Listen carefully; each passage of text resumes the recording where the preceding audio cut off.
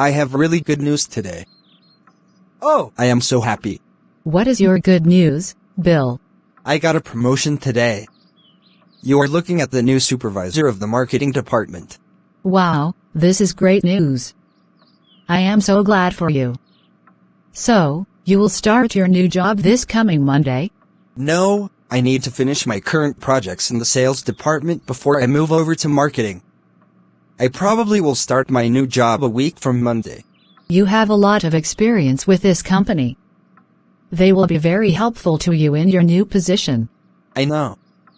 However, I have never supervised people before. I hope I will be able to cope with all the new responsibilities. You will do fine. You are a natural leader, and you will lead well. You think so, Lucy? I know so. You are always good at coaching people. You led your soccer team to victory last year, didn't you? Leading a soccer team and leading a marketing department are not quite the same. Yes, they are in a way. First, being a supervisor means building a good team where members work well with each other, right? Right. If members of a team do not understand their own tasks as well as the tasks of their teammates, it will be chaos. Second, a supervisor needs to identify his employees' working habits and the job requirements in order to build a better work environment, right? Yes. In order for me to improve my employees' performance, I need to understand their working habits and their skills. Then, I can give them a little bit of coaching if the need arises. Third, you need to find out what motivates your employees, right? Yes again. Everybody needs to be motivated, either to find a better way of doing one's job or putting in extra effort to perform better.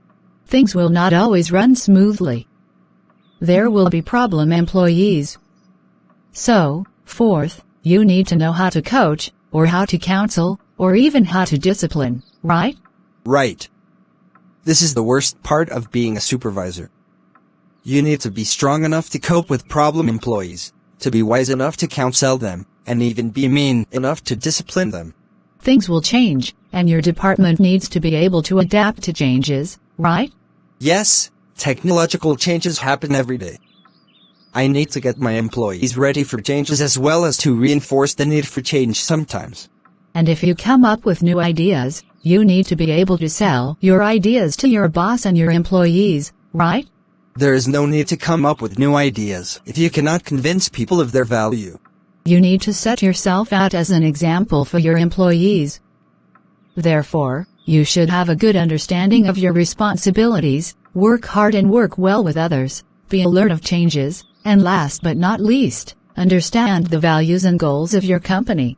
If I want to lead, then I need to prove that I am a good leader.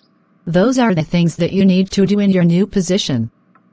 Even though they are not exactly the same as coaching a soccer team, you will do fine. All you need to do is change your leadership style a little bit in this new environment.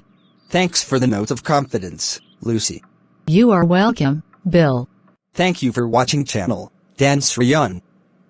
Please subscribe, like and share.